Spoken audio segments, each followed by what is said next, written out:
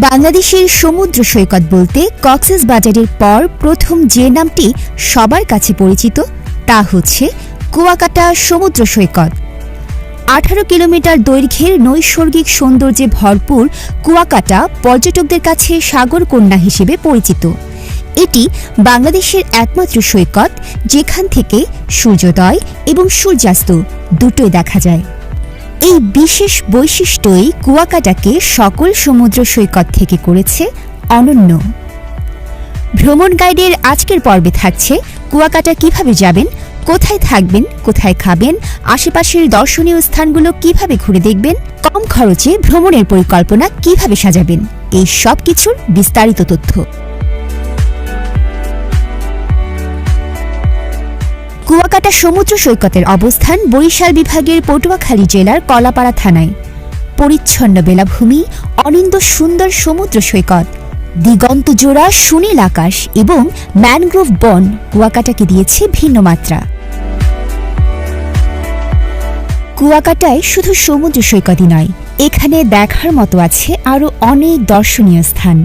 পূর্ব ও পশ্চিমের ঝাউবন, 3 নদীর মোহনা, লেবুর চর, গঙ্গামতির জঙ্গল, লাল কাঁকড়া দ্বীপ ও সবুজ অরণ্য উপভোগের সাথে সাথে পাবেন সুন্দরবনের একাংশ দেখার সুযোগ, কিংবা কুয়াকাটার ঐতিহাসিক কুয়া, বৌদ্ধ মন্দির কিংবা দুর্গম চর বিজয় অভিযানের জন্যেও কুয়াকাটা বেড়াতে যেতে পারেন।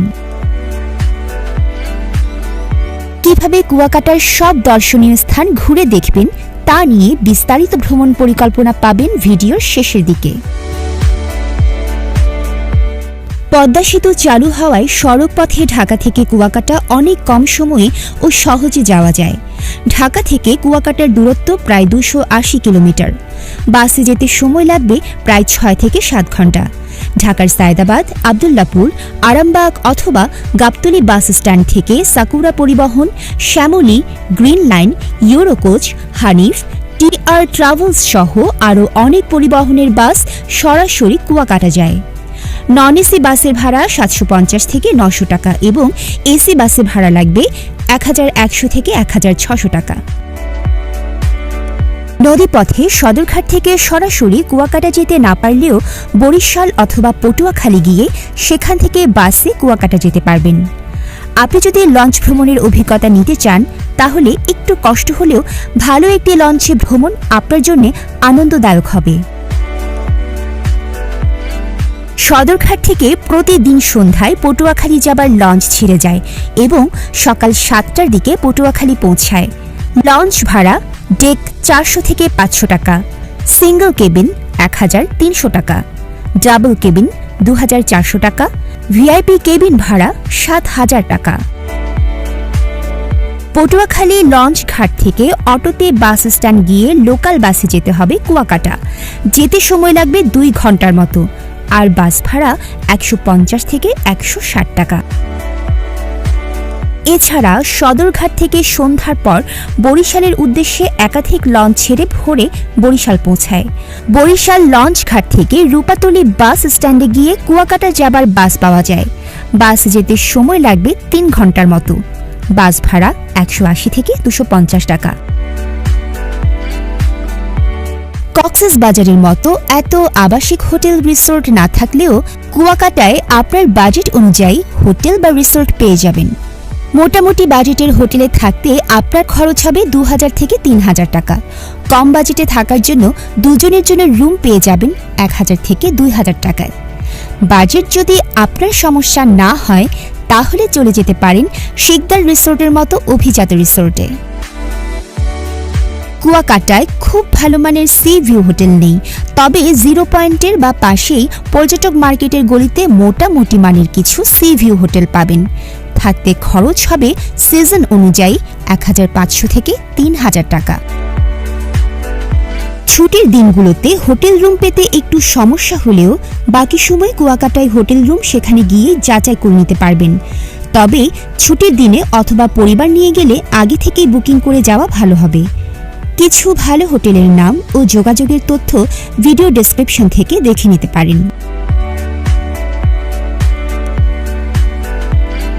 এবার জেনে নেওয়া যাক কিভাবে কুয়াকাটা ঘুরে দেখবেন। আপনার প্ল্যান যদি হয় শুধু সমুদ্র দেখার, তাহলে ভ্রমণের পুরোটা সময় 0 পয়েন্টের আশেপাশে সমুদ্র দেখে ও বিচ অ্যাক্টিভিটি করেই কাটিয়ে দিতে পারবেন। তবে কুয়াকাটা ঘুরতে গেলে আশেপাশের স্থানগুলো ঘুরে না দেখলে আপনার ভ্রমণ পরিপূর্ণ হবে না। সেক্ষেত্রে অন্তত 1 রাত থাকার প্ল্যান নিয়ে আসলে সবচেয়ে ভালো হবে। কুয়াকাটার 0 পয়েন্টকে কেন্দ্র করে এর পূর্ব দিকে এবং পশ্চিম দিক মিলিয়ে সবগুলো স্থানের অবস্থান। সূর্যোদয় দেখার সবচেয়ে ভালো স্থান কুয়াকাটার পূর্ব প্রান্তে গঙ্গামতির চরে। তাই সকালটা রাখুন পূর্ব সৈকত ঘুরে আসার জন্যে, আর বিকেলের সময়টুকু রাখুন পশ্চিম সৈকতের পাশের স্থানগুলো দেখতে। এখানে ঘুরে দেখার বাহন হচ্ছে মোটরসাইকেল, ইজি বাইক অথবা ভ্যান গাড়ি। 0 পয়েন্টের আশেপাশেই পেয়ে যাবেন। আপনি কোন কোন জায়গা ঘুরে দেখবেন তার উপর নির্ভর করে প্যাকেজের দরদাম করে নিতে হবে। মোটামুটি সবগুলো জায়গা ঘুরে দেখতে 1000 থেকে 1500 টাকার মতো খরচ হবে। তবে একটা বিষয় মনে রাখবেন, এইখানে প্যাকেজে অনেক স্পটের নাম থাকলেও আদতে তেমন কিছুই নয়। অনেকগুলো স্পট শুধু নামেই আছে এবং তার মধ্যে কিছু স্পট কুয়াকাটা 0 পয়েন্টের সাথে হাঁটা দূরত্বে অবস্থিত। এখানে ঘুরে দেখার জন্য মোটরসাইকেল সবার কাছে জনপ্রিয়। এক বাইকে 2 জন যেতে পারবেন। প্রথম দিন বিকেলের আগে চলে যান কুয়াকাটার পশ্চিম প্রান্তে। সমুদ্রকে একপাশে রেখে সৈকত দিয়ে এই ভ্রমণ আপনাকে বিমোহিত করবেই। এই সময় দেখতে পারবেন ফিশ মার্কেট, শুটকিপল্লী, লেবুর বন, লাল কাঁকড়া বিচ, ঝাউবন ও 3 নদীর মোহনা। বিকেল থেকে সন্ধ্যা এই জায়গাগুলোতে ঘুরে ঘুরে কাটাতে পারবেন। ফিরতি পথে লেবুর বনে বসে সূর্যাস্ত উপভোগ করে ফিরে আসুন কুয়াকাটায়। এই সব জায়গাগুলো ঘুরে দেখতে 2 থেকে 3 ঘন্টা সময় হাতে রাখুন।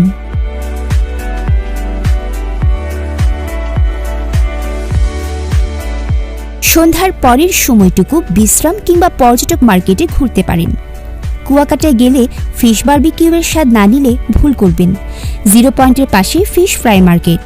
আপনি দরদাম করে পছন্দমতো সাগরের তাজা মাছ কিনে দিলে আপনার সামনেই বারবিকিউ করে দিবে তারা।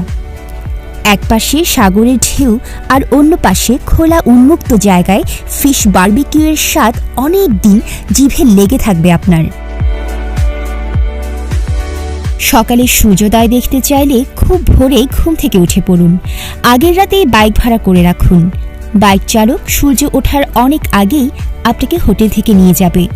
যদি সূর্যোদয় দেখতে না চান তাহলে পরেও রওনা হতে পারেন পশ্চিম বিচ ঘুরে দেখতে। ভোরের সৈকত দিয়ে এই ভ্রমণে ভিন্ন এক কুয়াকাটা আবিষ্কার করবেন আপনি। কখনো সৈকতের একেবারে প্রান্ত দিয়ে, কখনো হারিয়ে যাওয়া এক ম্যানগ্রোভ বনের পাশ দিয়ে এই যাত্রা আপনার ভালো লাগবেই। আশপাশ দেখতে দেখতে খুব অল্প সময়ে আপনাকে নিয়ে যাবে কাওয়ার চর। সেখান থেকে নৌকায় ক্যানেল পার হয়ে যাবেন গঙ্গামতির চরে। আকাশে মেঘ আর শীতে বেশি কুয়াশা না থাকলে সেখানেই দেখতে পারবেন সূর্যোদয়ের অসাধারণ দৃশ্য। গঙ্গামতির চরের সামনেই লাল কাঁকড়ার দ্বীপ। চুপিসারে এগিয়ে গেলে দেখতে পাবেন হাজার হাজার লাল কাঁকড়ার মেলা। কাছে যেতে চাইলেই কোথায় যেন উধাও হয়ে যাবে, তাই চুপচাপ কিছু সময় এদের খেলা দেখেই পার করুন। আর কিছু দূর গেলেই ঝাউবন। বিশাল সেই ঝাউবনে কিছু সময় কাটিয়ে পাশের টং দোকানগুলো থেকে ডিম খিচুড়ি দিয়ে নাস্তা সেরে নিতে পারেন এখানেই। একটু বিশ্রাম নিয়ে রওনা হয়ে যান বৌদ্ধবিহারের উদ্দেশ্যে। যদিও রাস্তার কারণে এই যাত্রা খুব একটা সুবিধার না। এবার আপনি একে একে দেখবেন মিস্ত্রিপাড়া বৌদ্ধবিহার, মিষ্টি পানির কুয়া, রাখাইন পল্লী ও তাদের জীবনযাত্রা। সব স্পটগুলোই পাশাপাশি অবস্থিত। বিহারের পাশেই রাখাইনদের মার্কেট। কেনাকাটা করে নিতে পারেন প্রিয়জনদের জন্যে। কিছুটা সময় এখানে ঘুরে আবার ফিরে আসুন কুয়াকাটায়। এই পুরো জায়গাগুলো ঘুরে দেখতে 3 থেকে 4 ঘন্টা সময় হাতে রাখুন। কুয়াকাটায় ফিরে 0 পয়েন্টের আশেপাশে স্থানগুলো ঘুরে দেখুন। এইখানে আছে কুয়াকাটার শতবর্ষী কুয়া, শ্রীমঙ্গল বৌদ্ধবিহার, 200 বছর আগের প্রাচীন নৌকা। চাইলে আগের দিনে এই জায়গাগুলো ঘুরে দেখে নিতে পারেন।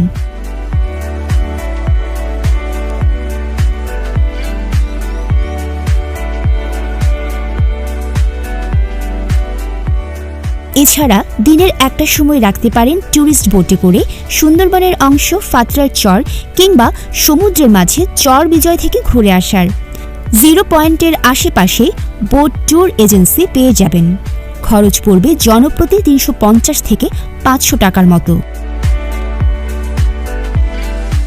অনেকেই আমাদের কাছে কম খরচে ভ্রমণ সম্পর্কে জানতে চান। 2 জন 4 জন 8 জন এমন গ্রুপ করে বেড়াতে গেলে হোটেলে থাকা ও গাড়ি ভাড়া করার ক্ষেত্রে কিছুটা সুবিধা হবে। ছুটির দিন বা পিক সিজন ছাড়া ভ্রমণে গেলে হোটেল বুকিং, গাড়ি ভাড়া ও খাবার সবকিছুতেই ছাড় পাওয়া যায়। নন এসি বাসে গেলে যাতায়াত খরচ কমে যাবে। ন্যূনতম খরচের হিসেব করলে ঢাকা থেকে 2 দিন 1 রাত থাকার প্ল্যানে গেলে জনপ্রতি 4500 টাকাতে কুয়াকাটা ঘুরে দেখতে পারবেন। কুয়াকাটা ভ্রমণ নিয়ে যদি আরও কোনো প্রশ্ন থাকে তাহলে কমেন্ট করে তা আমাদের জানান।